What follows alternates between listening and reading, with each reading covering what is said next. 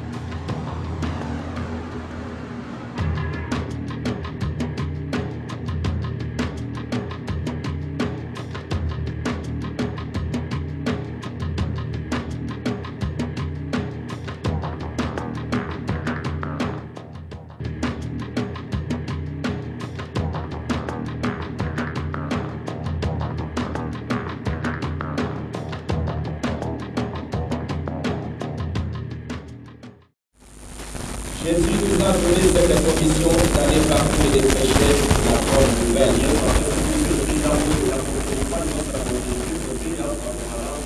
Et prêcher l'évangile du Seigneur Jésus-Christ. Et Paul nous dit dans Galates au chapitre 1 qu'il n'y a qu'un seul évangile. Un seul Seigneur. Une seule foi. Un seul baptême. Et tout ça, c'est dans le nom du Seigneur Jésus-Christ. C'est l'évangile du Seigneur Jésus-Christ. Pour avoir la foi dans le Seigneur Jésus-Christ, afin que Jésus-Christ puisse sauver et ainsi avoir la vie éternelle.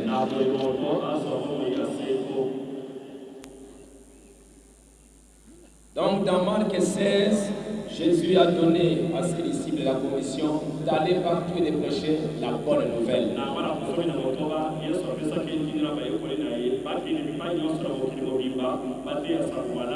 L'évangile, c'est une bonne nouvelle. Une nouvelle qui réjouit. Une bonne nouvelle, c'est quelque chose qui doit vous réjouir.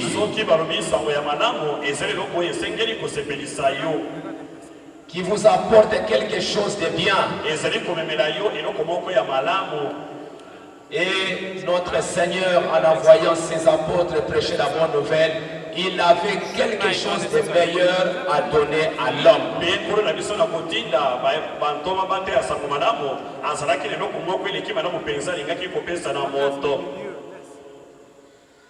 Est-ce que vous suivez bien? Je crois qu'il y a beaucoup d'écho là. Donc notre Seigneur, il avait quelque chose de meilleur à donner à l'homme. Il a donné à l'homme beaucoup de bonnes choses. Mais cette fois-ci, il a la meilleure chose qu'il veut donner à l'homme.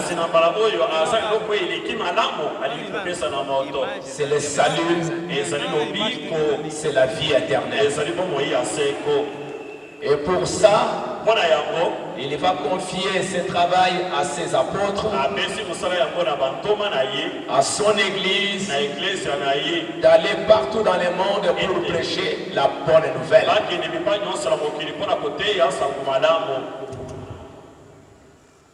Quelle est cette bonne nouvelle? Nous voyons que la première fois que cette bonne nouvelle a été prêchée,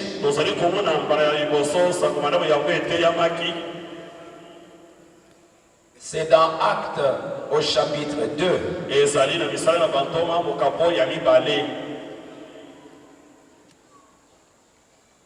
Je prêche à ceux qui l'ont entendu et à ceux qui ne l'ont jamais entendu.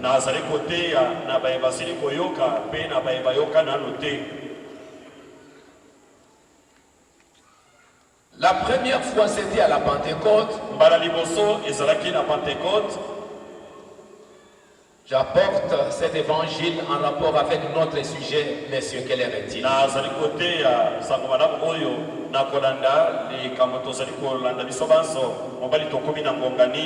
Après avoir donné la promesse, Jésus, les jours de la Pentecôte, ils étaient tous ensemble dans le même lieu. Et tout à coup, il vint du ciel un bruit comme celui d'un vent impétueux. Il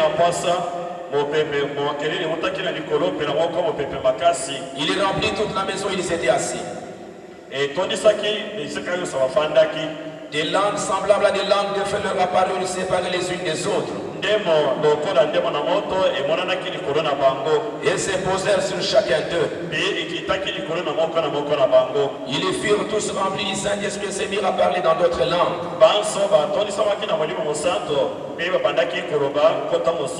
Selon que l'Esprit leur donnait de s'exprimer. Or, il y avait en ce jour à Jérusalem des Juifs, hommes et pieds de toutes les nations.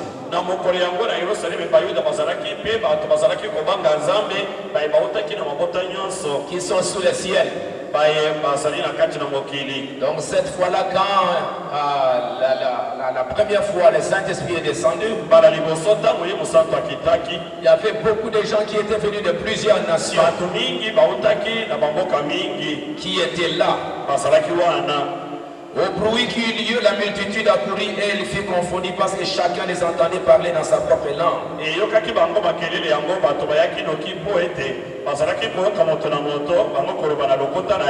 étaient tous dans l'étonnement et la surprise.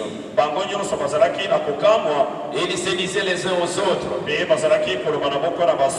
voici ces gens qui parlent, ne sont-ils pas tous galiléens?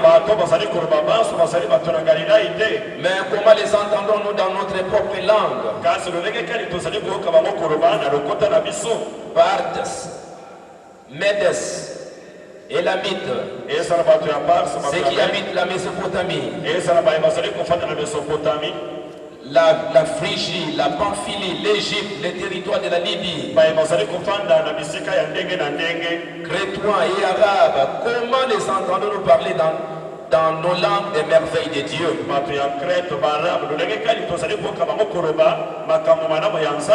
Ils étaient vraiment dans l'étonnement de voir ce qui était en train d'arriver.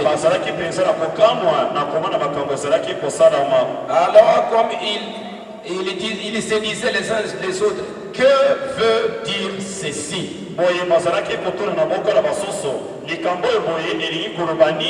Pourquoi ce grand rassemblement? Qu'est-ce qui se passe? Mais d'autres se moquaient et disaient, ils sont pleins de vin doux. Pendant que les autres se posaient des questions, les autres se moquaient. Et ils se demandaient, les autres se demandaient, mais c'est quoi? Qu'est-ce qui arrive? Alors Pierre se présenta avec les 11 et leva la voix et leur parlant en ces termes. Hommes juifs et vous tous qui séjournez à Jérusalem, sachez ceci et prêtez l'oreille à mes paroles. Ces gens ne sont pas ivres comme vous les supposez, car c'est la 3e heure du jour. Nous sommes à 9h du matin. Pierre leur a montré que ce que vous pensez là, qu'ils sont ivres, ce n'est pas ça. Nous sommes encore au matin. Il leur a parlé de l'heure. Il leur a montré le temps. Et à cette heure-là, il leur dit encore, mais c'est ici ce qui a été dit par le prophète Joël. Il leur a parlé que nous sommes à 9h du matin. Vous vous demandez c'est quoi?